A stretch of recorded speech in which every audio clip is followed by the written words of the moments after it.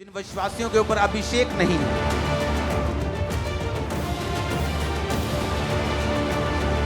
आप हमेशा नोटिस करना उनके परिवारों में, उनकी जिंदगियों में हमेशा किसी ना किसी शैतान के अटैक के नीचे वो रहते हैं।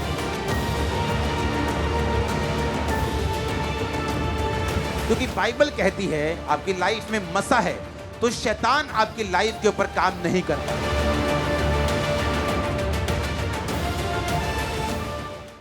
ये वचन जो मैं आपको आज देने जा रहा हूं, आज ये उसका फर्स्ट पार्ट है जिसका नाम है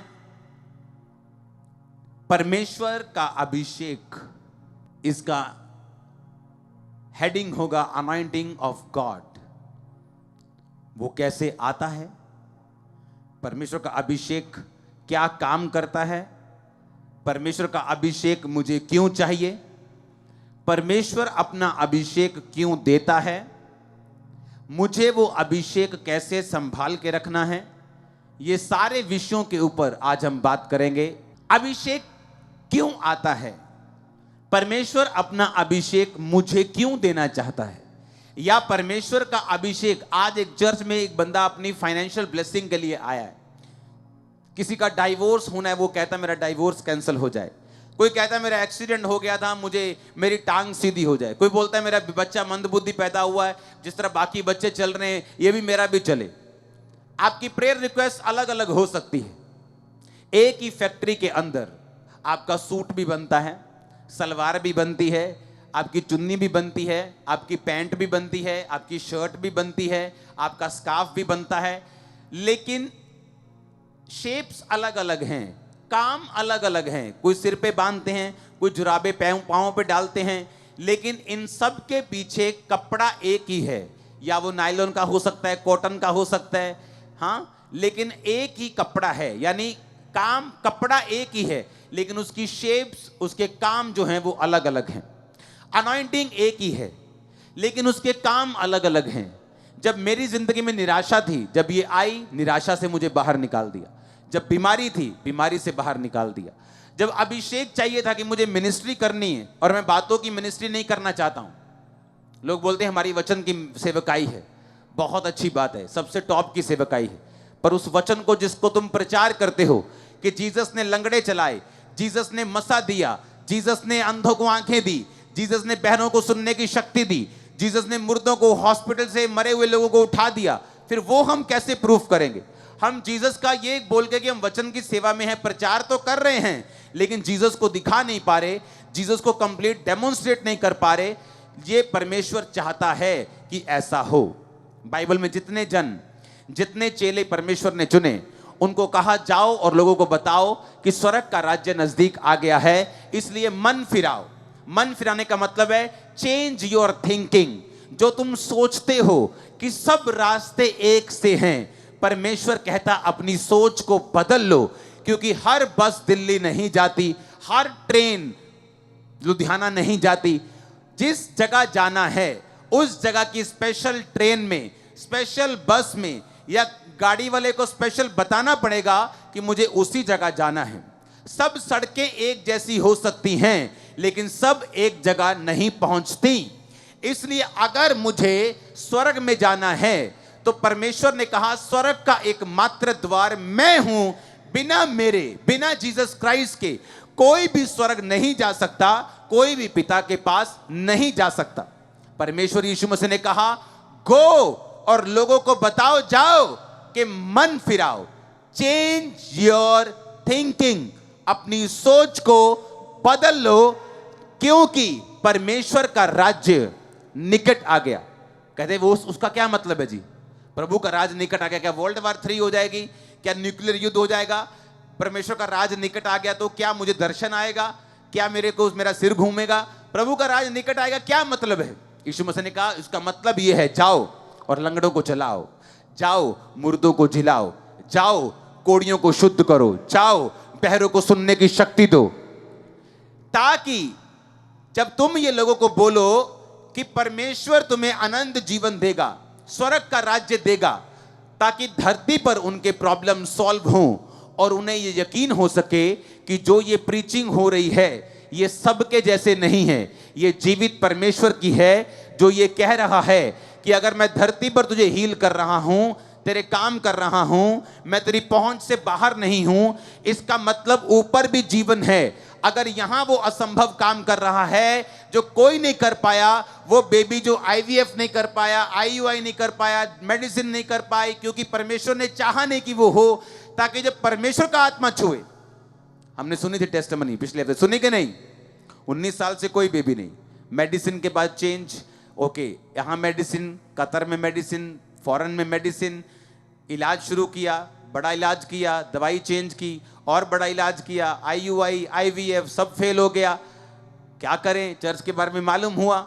एक दिन मैंने परमेश्वर के आत्मा की सहायता से लोगों को आगे बुलाया कि बहनें आगे आ जाओ, ऑनलाइन देख रही। मैंने कहा 21 दिन फास्टिंग करनी है और ये चीजें, ये इंस्ट्रक्शन होंगी, इसे फॉलो करना है और 21 दिन बाद टेस्ट करना है। 19 साल बाद जब 21 फास्टिंग के साथ, इंस्ट्रक्शन के साथ चेक किया, राइट 21 दिन बाद प्रेग्नेंट, पूरे 9 महीने के बाद बेबी बॉय, और ये गवाही देने के लिए आई थी। सुनी कि नहीं सुनी?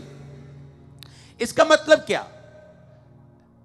इसका मतलब कि परमेश्वर मेरे असंभव काम कर सकता है, मुझे उसकी बात पर ध्यान देना है। वो कह रहा है कि मन फिराओ, चेलों को बोलो जाओ। जब उसने चेले भेजे तो उसने ये नहीं कहा कि लोगों से बातें करना, उसने कहा पहले लोगों को बताना, प्रीच करना, लेकिन साथ साथ में उनकी बीमारों को चंगा करना, साथ साथ में उनके लंगड़ों को चंगा करना, साथ साथ में उनके दुखों को दूर करना, ताकि उन्हें यकीन हो सके। क्योंकि बातें हम बहुत सुनते हैं, और बातें जितनी मर्जी सुन लो, बहुत अच्छी अच्छी सुन लो, लेकिन उसका कोई फर्क नहीं पड़ता। उन सब चीजों का कोई फर्क नहीं, सब अच्छी अच्छी बातें करते हैं, लेकिन धरती पर काम कोई नहीं करता। अब हमें यह बात समझनी है कि जीसस क्राइस्ट ने जब अपने चेलों को भेजा कि मेरा प्रचार करो, तो उसने कहा मैं तुम्हें साइंस एंड वंडर्स के साथ भेजूंगा, जो इस चर्च का नाम है the church of science and wonders, कि मैं तुम्हें चिन्ह और चमत्कारों के साथ भेजूंगा और लोग यकीन करेंगे कि मैं परमेश्वर हूं। यीशु मसीह ने अपने मुंह से कहा कि जब तक तुम चिन्ह और चमत्कार नहीं देख लोगे, कदापि विश्वास नहीं करोगे। हालेलुया। तो वचन की सेवकाई प्रथम स्थान पे होनी चाहिए, लेकिन हीलिंग और डिलीवरेंस भी उसके साथ फॉलो करनी चाहिए। तब आपकी सेवकाई कंप्लीट है, आपकी चर्च कंप्लीट है।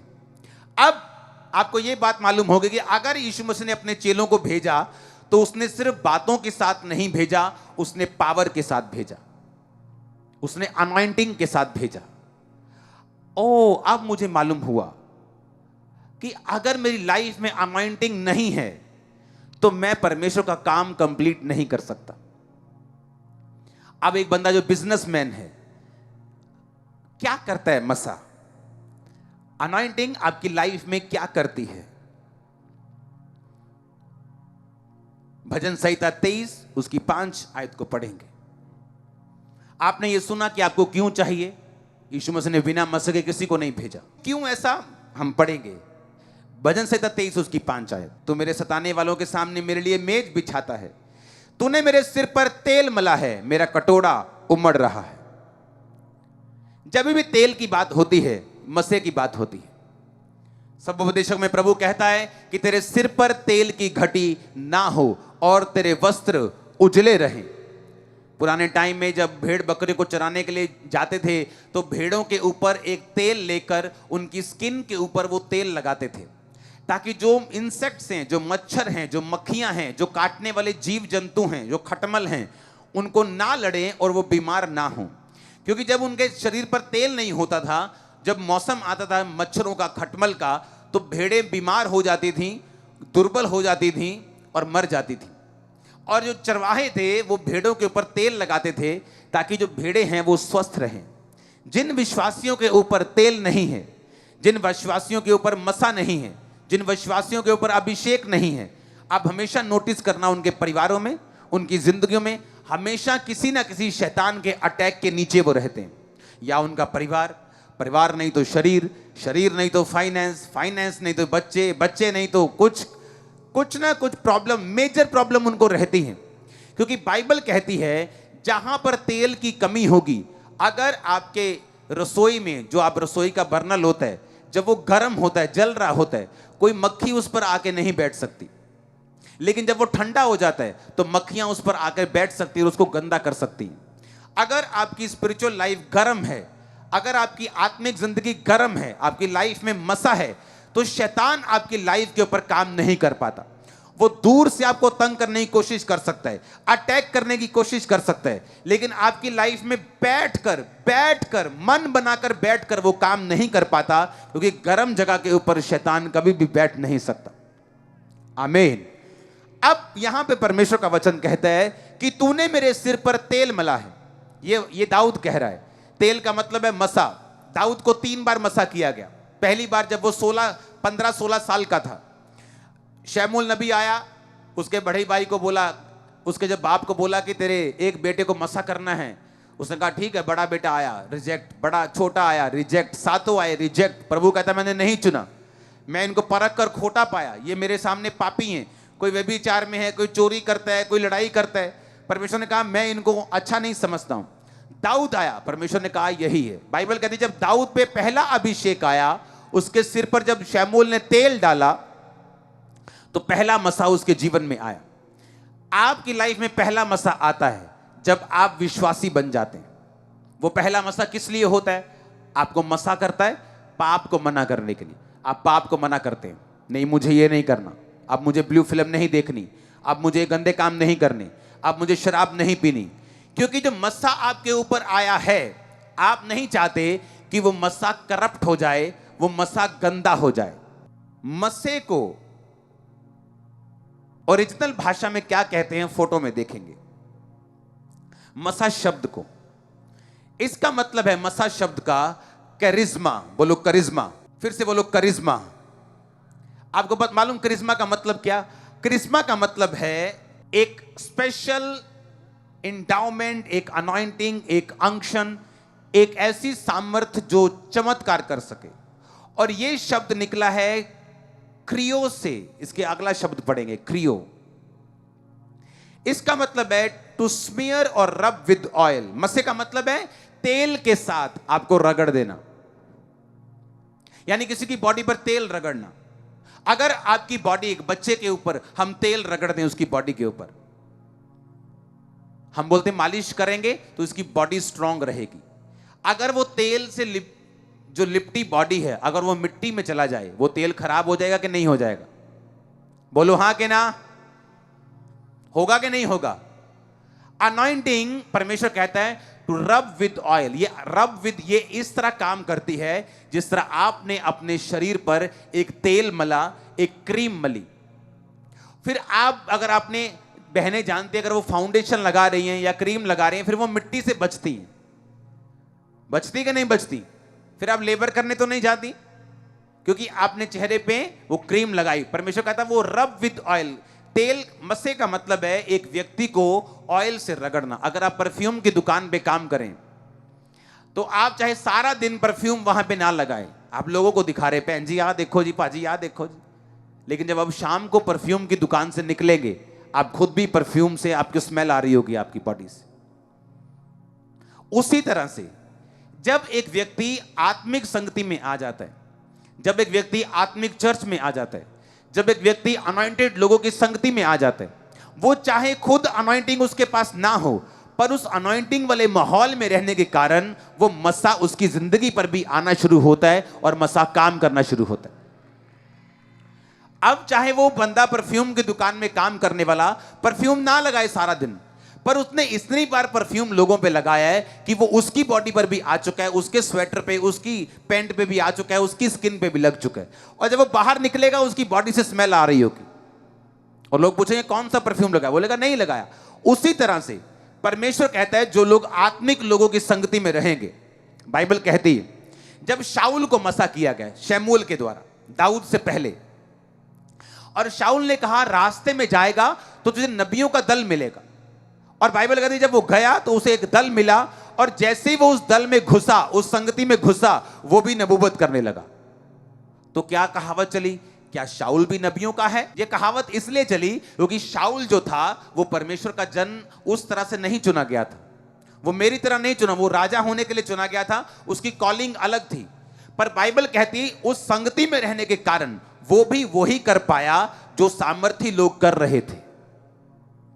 आप आने वाले समय में देखोगे जो मसा आप ग्रहण कर रहे हो, आपके परिवार में आपके आसपास लोग जब बीमार होंगे, आप ले हैंड करोगे वो लोग चंगे हो जाएंगे।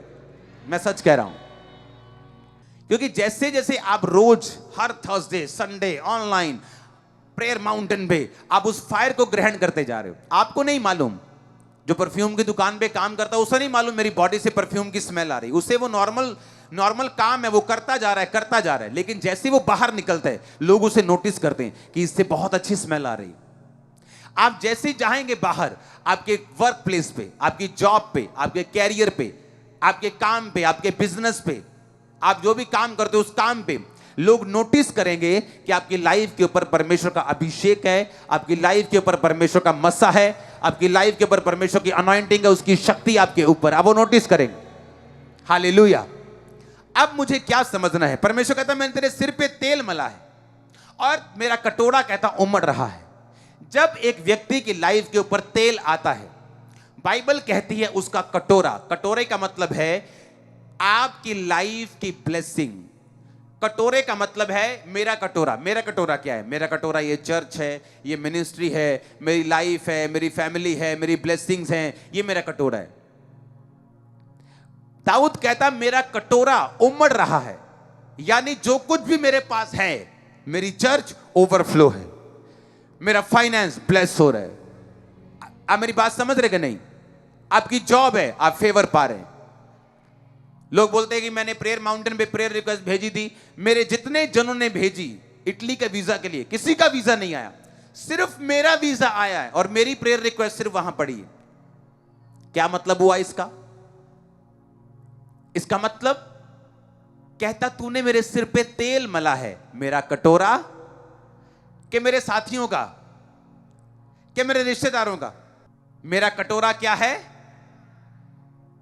उमड़ रहा है। इसका मतलब जब तेल आएगा कटोरा उमड़ेगा।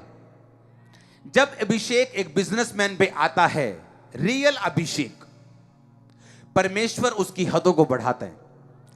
जब एक हाउसवाइफ के ऊपर आता है, वो अपने घर को ऐसे मैनेज करती है जैसे वो परफेक्ट औरत हो। जब अनॉइंटिंग आपकी लाइफ के ऊपर आती है, वो क्या करती मैं आपको बताता हूं, क्योंकि आज एक बैठा बिजनेसमैन सोच सकता है कि मुझे इस अभिषेक की क्या जरूरत है, मुझे ये अभिषेक क्यों चाहिए। तो हम पढ़ेंगे पहला यूहन्ना 2 उसकी 20 आयत को। परंतु तुम्हारा तो उस पवित्र से अभिषेक हुआ है और तुम सब कुछ जानते हो। उसकी 27 आयत को आप पढ़ेंगे। परंतु तुम्हारा वह अभिषेक जो उसकी ओर से किया गया तुम में बना रहता है और तुम्हें इसका प्रयोजन नहीं कि कोई तुम्हें सिखाए, वरन जैसा वह अभिषेक जो उसकी ओर से किया गया है तुम्हें सब बातें सिखाता है, और यह सच्चा है और झूठा नहीं। परमेश्वर कहता है तुम्हारा जो अभिषेक किया गया वो उसकी ओर से किया गया। किसकी ओर से? पवित्र आत्मा की ओर से, परमेश्वर की ओर से। कहता और वो तुम में बना रहता है और इसका प्रयोजन नहीं कि कोई तुम्हें सिखाए। आप अपने बिजनेस में होंगे और मैं आपको दावा करता हूं, अगर आप जेन्युइनली अनॉइंटेड हैं, आप बड़ी बड़ी बिजनेस मीटिंग में वो सिखा पाएंगे जो आप सिखा पाएंगे, जो जॉब पर लोगों को आप सिखा पाएंगे, जो विजडम आपके पास होगी। क्यों? कहता वो अभिषेक जो तुम्हारा किया गया तुम्हें सब बातें सिखाता है। आप घर पे परेशान बैठी होंगी कि हाय मुझे कैसे चलना है, मैं बच्चों को क्या करूं, ये तंग करते हैं, मैं फाइनेंस को कैसे संभालूं, मैं तंगी को कैसे फेस करूं। लेकिन जैसे आप चर्च आती, अभिषेक ग्रहण करती, ये आपकी अगुवाई करना शुरू करते, धीरे धीरे ये आपसे बात करता है, ये आपको सिखाता है, आपको मालूम होता है अच्छा अभिषेक बात करता है आपसे। हालेलुया। फिर से पढ़ेंगे 27। परंतु तुम्हारा वह अभिषेक जो उसकी ओर से किया गया तुम में बना रहता है और तुम कोई इसका प्रयोजन नहीं, कहता है इसकी जरूरत नहीं कि कोई तुम्हें सिखाए, वरन वह अभिषेक जो उसकी ओर से किया गया है तुम्हें सब बातें सिखाता है। इसका मतलब क्या? इसका मतलब चाहे मैं बिजनेसमैन हूं, चाहे मैं पास्टर हूं, चाहे मैं एक प्रॉफिट हूं, चाहे मैं अपोस्टल हूं, चाहे मैं एक रेडी लगाता हूं, चाहे मैं जहाज चलाता हूं, परमेश्वर कहता जो अभिषेक तुम्हारा किया गया है वो तुम्हें सब बातें सिखाएगा। तुम्हारे कैरियर में क्या करना है सिखाएगा, तुमने अपने फाइनेंस में क्या करना है, अपनी लाइफ में क्या करना है, इमोशनल डिस्टर्बेंस से बाहर आने के लिए क्या करना है। पाप में हो तो बाहर आने के लिए पवित्र आत्मा आपकी अगुवाई करता है, आपको निरुत्तर करता है, आपको वो चोट करता है कि आप बाहर आए। अभिषेक जब आपका होता है वो आपको सिखाता है, आप छोटे लेवल पे हो बड़े पे हो, अभिषेक आपको सिखाना नहीं छोड़ता। और बाइबल कहती है जो तुम्हारा अभिषेक किया गया है वो तुम्हें सब बातें सिखाता है। आमीन। हमें किसी ने कुछ नहीं सिखाया कि क्या करना है। जो मिनिस्ट्री हम कर रहे हैं, जब मैं टेंट की मिनिस्ट्री स्टार्ट की, किसी ने कोई टेंट में चर्च नहीं लगाता था। मैं पहाड़ की तरफ घूमने गया, बोलते हैं वो भी कोई चर्च है, उससे टेंट लगता। मतलब टेंट वाले को चर्च नहीं समझते थे। आज हर बंदा टेंट चर्च लगाना चाहता है। मैंने कहा था परमेश्वर का आत्मा युक्ति का आत्मा है, वो आपको युक्ति देता है। आप जूम पे आप हीलिंग होते हुए देख रहे हो, युक्ति का आत्मा। प्रेयर माउंटेन में देख रहे हो क्या मार्वलस काम हो रहे हैं, युक्ति का आत्मा। जब परमेश्वर का आत्मा और उसका अभिषेक, दो चीजें होनी चाहिए। एक है कि गिफ्ट लिया, आईफोन लेटेस्ट लिया और कबाड़ में फेंक दिया, घर के किसी दराज में फेंक दिया। हाँ जी पवित्र आत्मा हैगा जी, हाँ जी हैगा जी। अभिषेक पाया नहीं जी। आईफोन अगर लिया तो उसमें एप्स डाउनलोड करो, बाइबल्स करो, इब्रानी करो, यूनानी करो, फिर गोते मारो बाइबल में ऐसे ऐसे, मजा तो लो। आमीन। प्रेरितों के काम 10 उसकी 38 आयत में लिखा, परमेश्वर ने किस रीति से यीशु मसीह नासरी को पवित्र आत्मा और सामर्थ्य से अभिषेक किया। वह भलाई करता, सबको जो शैतान के सताए हुए थे अच्छा करता फिरा, क्योंकि परमेश्वर उसके साथ था। उसने भलाई की, शैतान के सताए हुओं को चंगा किया, क्योंकि उसमें पवित्र आत्मा था और सामर्थ्य था। सिर्फ पवित्र आत्मा नहीं, सामर्थ्य। कि एक घर में समर्सिबल लगा हुआ है पर अभी भी बाल्टी भर के बाहर 2 किलोमीटर निकल के नलका गेड़ के जब तक बाजू थके ना, मजा ही नहीं आता पानी पी के। आदत पड़ी हुई तो क्या करें, घर में समर्सिबल लगा क्या करेगा, बटन चलाना है, पानी नीचे से आ जाना है फ्रेश। लेकिन हमें आदत है संघर्ष करने कि चर्च में जा रहे हैं, पवित्र आत्मा पाया लेकिन अभिषेक में नहीं बढ़े। और परमेश्वर का वचन कहता है कि उसने यीशु मसीह को पवित्र आत्मा और पढ़ेंगे और सामर्थ्य से अभिषेक किया। पवित्र आत्मा से और, बोलो ऊंची आवाज में, और सामर्थ्य से, दोनों चीजों से उसका अभिषेक किया। और वो भलाई करता रहा, चंगा करता फिरा, लोगों को जो शैतान से सताए थे उनको आजाद करता फिरा, क्योंकि उसमें पवित्र आत्मा भी था और उसमें अभिषेक भी था। दाऊद कहता जब मेरे सिर पे तेल आया तो मेरा कटोरा उमड़ा। मैं जिस मर्जी फील्ड में हूं, क्योंकि मेरा कटोरा अलग है, हाउसवाइफ का कटोरा अलग है, एक यूथ का कटोरा अलग है, आपकी बुलाहट अलग है। आपकी बिजनेस की बुलाहट है, किसी की पास्टर की है, किसी की हाउसवाइफ की है, किसी की जॉब की है, किसी के काम की है, किसी की सेवा की है, किसी की असिस्टेंट बनने की। हर बंदे की बुलाहट अलग है। अगर वो उस बुलाहट में बना रहे, जितनी आशीष एक पास्टर की है, अगर वो वॉलंटियर उस पास्टर के साथ वफादार हो, वो आशीष उसकी लाइफ में भी आएगी। मालूम कि नहीं, सेम ब्लेसिंग। उसको अपने सोचने की जरूरत नहीं, मैं यहां होता तो शायद ज्यादा ब्लेस होता, अगर वो लगा रहे अपने काम में। यीशु मसीह ने कहा 5 के साथ जो 5 को मैं कहा, जा स्वामी के आनंद में सहभागी हो, मैं तुझे बहुत वस्तुओं का अधिकारी बनाऊंगा। जिसने 2 के साथ 2 कमाए, उसको भी सेम ब्लेसिंग बोली, जा स्वामी के आनंद में सहभागी हो, मैं तुझे बहुत वस्तुओं का अधिकारी बनाऊंगा। ये नहीं कहा ओके मैं तुझे कुछ, जैसे आशीष 5 वाले को वैसी आशीष 2 वाले को। हालेलुया। अब मुझे यह समझ आया कि परमेश्वर को पिता परमेश्वर ने यीशु मसीह को पवित्र आत्मा और सामर्थ दोनों से अभिषेक किया। इसका मतलब क्या? इसका मतलब मेरी जिंदगी में जब अनॉइंटिंग होगी, पवित्र आत्मा होगी, जो मैंने सुना, who is Holi spirit, part 1, part 2, part 3, part 4, और अब अभिषेक होगा तो क्या होगा, हम पढ़ेंगे फिर क्या होगा। कटोरा उमड़ेगा, हां या ना। दाऊद कहता मेरे सिर पर तेल मला है और मेरा कटोरा उमड़ रहा है, मेरा कटोरा ओवरफ्लो हो रहा है। अब होगा क्या, अब होगा क्या, मुझे यह पढ़ना होगा कि जब अभिषेक मुझ पे आएगा तो क्या होगा, मेरा कटोरा उमड़ेगा। यशायाह 10 उसकी 27 आयत। उस समय ऐसा होगा कि उनका बोझ उनके कंधे पर से और उसका जुआ उनके गर्दन पर से उठा लिया जाएगा और अभिषेक के कारण जुआ तोड़ दिया जाएगा। एक कोई चीज वस्तु दे मेरे को, कोई भी बाइबल के अलावा। ये ढोलकी लेके आओ, और ढोलकी लेके आओ यार। अब ये जुआ है, ओके। अगर मैं इसके सिर पे रख दूं, और ये बहुत भारी है, पकड़ के रखना सिर के ऊपर, ओके। क्या ये ऐसे घूम सकता है जैसे मैं घूम रहा हूं, वाह क्या मौसम है? नहीं, क्योंकि इसके सिर पे क्या है। जब एक औरत पट्ठे लेने जाती है, आप उसको ध्यान से देखना, सिर पे जब पट्ठे होते हैं तो वो ऐसे चलती कि नहीं। अगर कोई आवाज मारेगा, अब बहन जी आइयो, हाँ हाँ मैं आउनी है, ऐसे ही होता है ना।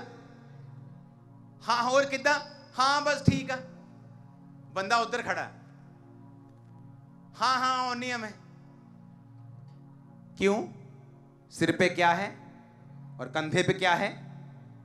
परमेश्वर कहता, फिर से पढ़ेगा यशायाह 10 उसकी 27 आयत को। उसने कहा उस समय ऐसा होगा कि उनका बोझ उनके कंधे पर से और जुआ उनके गर्दन पर से उठा लिया जाएगा और अभिषेक के कारण वो जुआ तोड़ दिया जाएगा। अब वो जुआ क्या है? मेरा जुआ डिप्रेशन था, दुष्टात्मा थी, बीमारी थी, निराशा थी, हीन भावना थी। ये मेरा जुआ था और इतना भारी था कि मैं आपको प्रभु की हुजूर में बता रहा हूं कि मेरे को विश्वास नहीं था कि यीशु मसीह सबसे मुझे आजाद कर सकते हैं। मुझे नहीं था, पर मैं प्रभु से प्यार करने लगा था और आगे बढ़ने लगा था। मुझे मालूम था कि एक ना एक दिन काम हो जाएगा, चलते हैं आगे, देखते हैं क्या होता है, पीछे नहीं मुड़ना बस। अब कहता अभिषेक के कारण जो तुम्हारे सिर के ऊपर जुआ है और तुम इधर उधर नहीं देख सकते, कि बोलता आओ घूमने चलते हैं, नहीं जा सकते, तंगी है, मोबाइल टूटा हुआ है, क्या है, तंगी है, आनंदित नहीं रह सकते। क्यों? दुष्ट आत्मा हर वक्त दिमाग से बातें करता रहता है, हर वक्त नेगेटिविटी चलता रहता है, जुआ है। उसने कहा जब अभिषेक तुम पे आएगा, जुआ मैं उठा लूंगा। जब ये बात मेरे को समझ आई थी कि अभिषेक में अगर मैं नहीं बढ़ूंगा तो सब कुछ गड़बड़ है। जब मैं मीटिंग्स में जाता था तो, और सब मीटिंग्स में मैं नहीं जाता था, जैसे शारीरिक व्यभिचार है ऐसे आत्मिक व्यभिचार भी है। जो लोग बहुत सारे पास्टर्स को सुनते हैं वो कभी भी नतीजे पे नहीं पहुंचते। आप इमेजिन करो, बहुत सारे ऐसे अनॉइंटेड पास्टर हैं इस दुनिया में अभी भी, मैं सबको नहीं सुनता हूं।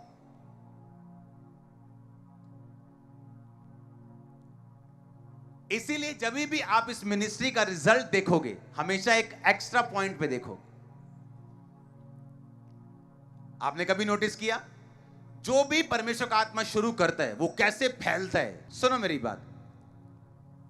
जैसे शारीरिक व्यभिचार होता है कि अपनी वाइफ के अलावा और भी मुंह मारने जाते लोग, उसी तरह आत्मिक व्यभिचार भी है कि सबको सुनना है और ना घर के ना घाट के, पता ही नहीं अब करना क्या है।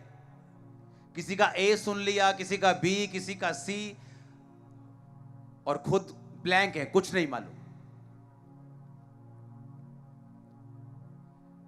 मेरी लाइफ की टेस्टिमनी है। मैं नहीं कह रहा कि उसको मत सुनो, उसको सुनो मेरी बात। ऐसा भी हुआ मेरी लाइफ में कि मैंने उन लोगों को सुना है जो मेरी है वो पवित्रता में कि हाँ अभी कुछ भी मेरे को नहीं मालूम, लेकिन उनको सुनने के बाद मुझे 15-20 मिनट लगे आत्मा में आने में। जब पुलपट पे मैं आया, मेरे ऐसे एक्सपीरियंस भी रहे लाइफ।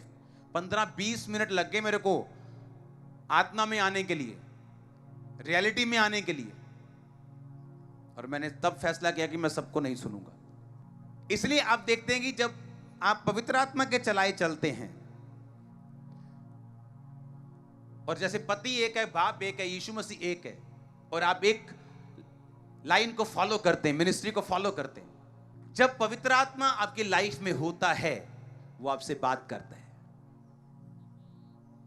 और आज आप चर्च में आए, हां, परमेश्वर चाहता है मैं इसकी लाइफ में जो प्लान है, अगर दाऊद की जिंदगी में प्रभु ने सोचा था कि ये पवित्रताई में है, मैं इसको राजा बनाऊंगा, फिर क्या किया, उसको मसा किया। ठीक है, समझ आई कि नहीं? अब मान लो एक बच्चा उठा और हमने उस पर तेल लगा दिया, ठीक है, इस तेल की सुरक्षा किसने करनी है? इसी ने। अगर ये मिट्टी में लोटेगा पोटेगा तो तेल खराब हो जाएगा। अब परमेश्वर देखता है कि मुझे इसको राजा बनाना है, लेकिन विदाउट अनॉइंटिंग परमेश्वर कुछ नहीं करता। वो फिर क्या करेगा? आपको चर्च में लेके आएगा, आप पवित्र आत्मा पाएंगे, क्योंकि उसके बिना तो मसे की शुरुआत नहीं। फिर क्या होगा? आप फिर मसा पाएंगे। फिर क्या होगा? जब मसा पा लेंगे, दाऊद ने पहला मसा पाया 16-15 साल की उम्र में, फिर शुरुआत हुई। अभी राजा नहीं बना, पता कितने साल तक? 30 साल तक। 14 साल मसा ले लिया, पर लाइफ में अभी भी संघर्ष है। कभी शाऊल से भाग रहे हैं, कभी उससे भाग रहे हैं। कहते यार, मैं ये मसे का क्या फायदा है? फाइनेंस प्रॉब्लम तो अभी भी वैसी है, ये मसे का क्या? परमेश्वर काम कर रहा है, लंबा सोच रहा है, तुम छोटा सोच रहे हो। वो तुम्हें जहाज देना चाहता है, तुम साइकिल के लिए रो रहे हो। अब क्या हुआ?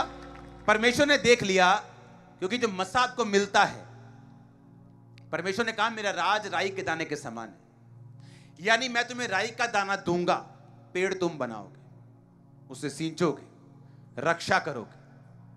मैं तुम्हें राई का दाना दूंगा, पेड़ तुम बनाओगे, मसा मैं तुम्हें दूंगा। मेरा मसा कैसे आया? बड़े बड़े बड़े मसा आया। तब कैसे होता था? चर्च में प्रेयर करते थे, मसा आए मसा आए, लोग मस से भरते थे। किसी का सिर दर्द हील हो गया, किसी का टांग दर्द हील हो गया, इससे ऊपर कुछ नहीं।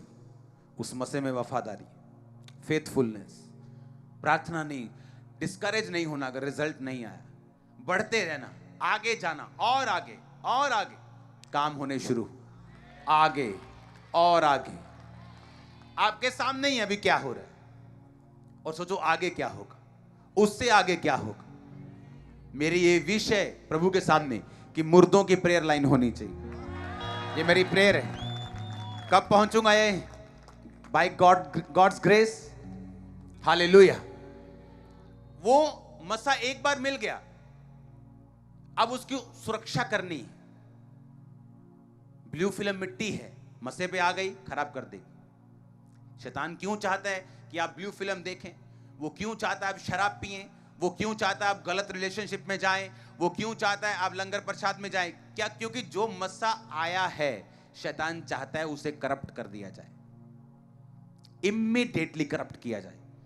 आपको जिंदगी में किसी लड़की ने देखा तक ना हो, आज मसा लेके जा रहे बाहर, सीधा प्रपोज, आप वाह इतना मसेदा कमाल लगता। ये मसे का कमाल नहीं है, ये शैतान का कमाल है। उसने देख ले। पता है शैतान क्यों मसे के पीछे? आज भी शैतान के पास मसा है, आज भी। प्रभु ने उससे मसा नहीं छीना। जो पास्टर व्यभिचार करते हैं, रेप्स करते हैं, चोरियां करते हैं, उनसे भी प्रभु ने मसा वापस नहीं लिया। क्योंकि परमेश्वर की ये आदत है कि एक बार जो वो चीज दे दे, वो वापस नहीं लेता। इसलिए एंड समय में लोग बोलेंगे हमने दुष्ट आत्मा निकाली, प्रभु कहेगा मैं जानता नहीं कौन हो तुम। आप मेरी बात समझ रहे कि नहीं? इसीलिए मसा होली स्पिरिट के साथ अच्छा होगा, ये ना हो होली स्पिरिट निकल जाए और मसा रह जाए अकेला। आमीन। और जब पवित्र आत्मा नहीं होता फिर कॉपीज करनी पड़ती, कॉपी पे कॉपी मारी जाओ, पवित्र आत्मा वाले बंदे को फॉलो करी जाओ, कहीं तो पहुंचेंगे ही। जब पवित्र आत्मा आपकी लाइफ में होता है, आप क्यों चाहते हैं एक गाना बजाओ शैतान का, देखो कॉन्सर्ट भीड़ देखो कितनी आएगी, आपका भी दिल करेगा नाचने के लिए। क्यों पता है? वो मसा है, वो अनॉइंटिंग है, वो रियल अनॉइंटिंग है, वो असली मसा है वो, लेकिन डेवल का है। आप मेरी बात समझ रहे कि नहीं? आप जब ऐसी जगहों पे जाएंगे आपको जोश आएगा कि आप नाचें, फिर वो क्या है? वो अनॉइंटिंग है, वो मस्सा है, लेकिन शैतान का। प्रभु ने छीना नहीं है उससे, प्रभु ने अपनी प्रेजेंस से उसे दूर किया, अपनी आत्मा से दूर किया, लेकिन मस्से से दूर नहीं किया शैतान को। उसके पास आज भी इन्फ्लुएंस पावर है, वो लोगों को कन्विंस कर सकता है। अब शैतान जानता है मस्सा क्या कर सकता है, उसे पूरा पता है, और इसीलिए जब आपके ऊपर मस्सा आता है वो अपना एड़ी चोटी का जोर लगाता है कि आपसे छीनना कैसे छीनना है आपसे। और अगर आपको ये बातों की समझ होगी, आप इसे सुरक्षित रखेंगे और ये सोच के रखेंगे कि दाऊद 16 साल की उम्र में राजा होने के लिए मस्सा हुआ, राजा नहीं बना। राजा 30 साल की उम्र में अभी भी 12 हिस्सों में से एक हिस्से का बना, 37.5 साल बाद कंप्लीट बना। क्यों? ग्रो और ग्रो। जब प्रभु ने देख लिया कि अब ये एक हिस्से का राजा बन सकता है, इसने मस्से को संभाल के रखा है, प्रभु ने बनाया। प्रभु ने देख लिया इसने मस्से को संभाल के रखा है, गवाया नहीं, पाप नहीं किया, गलत काम नहीं किया, प्रभु ने बढ़ाया। आज मस्सा आएगा, रिजल्ट आएगा। साल लग सकते हैं, महीने लग सकते हैं, लेकिन जो रिजल्ट होगा वो कॉमन नहीं होगा, वो कॉमन नहीं होगा। इसलिए प्रभु ने कहा मुझे ये शुरुआत करनी है, ये प्रीचिंग मैं अपनी मर्जी से नहीं कर रहा हूं, मेरा टॉपिक और कुछ था। ये टॉपिक प्रभु ने दिया है कि इस टॉपिक पे बोलना है, मेरा टॉपिक नहीं था, आज मेरा टॉपिक कुछ और था। लेकिन हु इज होली स्पिरिट, आपने समझा होली स्पिरिट क्यों आता है, कैसे आता है, क्या कब उस रीजन है आने का। जब पवित्र आत्मा आता है तो मस्सा बाद में आता है। आपको मेक श्योर करना है, क्योंकि जब अभिषेक आया तो बंधन, जुआ टूटेगा, नाश होगा। वो जुआ आपका फाइनेंस का हो सकता है, डिप्रेशन का हो सकता है, आपकी फैमिली में प्रॉब्लम्स हो सकती हैं, वो जुआ किसी भी चीज का हो सकता है जो आपको ऊपर नहीं देखने दे रहा, आपको एंजॉय नहीं करने दे रहा, आपको रिलैक्स नहीं होने दे रहा, वो किसी भी चीज का हो सकता है। लेकिन जब अभिषेक आएगा तो बंधन तोड़ेगा। सुनो, जो भी प्रीचिंग हो रही है होली स्पिरिट की, अनॉइंटिंग की, उसे बार बार सुनो, मेडिटेट करो। हो सकता तो 1 साल लगातार सुनो इसे लगातार, हर बार परमेश्वर आपसे बात करेगा। आपको समझ आएगा मुझे अगर कोई ग्रेस मेरी लाइफ में नहीं है तो क्यों नहीं है, मुझे बढ़ना है, ग्रो करना है। और अगर दाऊद 12 देशों का राजा, 12 गोत्रों का नहीं बना अभी 30 साल में, तो वेट था अभी 37.5 साल में पूरा बना, क्योंकि अब वो तैयार था। हालेलुया। तो ये बात आपको समझनी है। विदाउट अनॉइंटिंग शैतान आपकी कोई परवाह नहीं करता। अनॉइंटिंग वाले लोगों से वो लड़ता है क्योंकि उसको उसकी वैल्यू मालूम है, क्योंकि अभी भी शैतान के पास अनॉइंटिंग है। इसीलिए जब वो सॉन्ग लगता है नाचने का दिल करता है, क्योंकि उसमें मस्सा है। हाँ, जब चर्च में आते हैं अनॉइंटिंग के नीचे जोश आता है कि नहीं? ताली बजा के मेरा मन करता है, जब मैं ऐसे बैठता तो मैं जोर जोर से ऐसे ताली बजा के वर्शिप करता था, क्योंकि वो अनॉइंटिंग होती थी तो मुझे कुछ ना कुछ करना होता था। मेरी बॉडी ऐसे, मुझे महसूस होता कि पावर मुझे टच कर रही। ये मस्सा है। और दोनों मसा असली हैं, एक शैतान का है और एक परमेश्वर का है। एक आपको डिस्ट्रॉय करेगा, आपको विनाश के रास्ते पे लेके जाएगा, और एक आपको अनंत जीवन की ओर लेके जाएगा। एक शर्मिंदगी की ओर और एक घमंड की ओर, परमेश्वर के कामों के ऊपर, उसके ऊपर, उसके वचन के ऊपर एक प्राउड लाइफ की ओर लेके जाएगा। ये आपका चुनाव है, आपने किस तरफ जाना है। हालेलुया।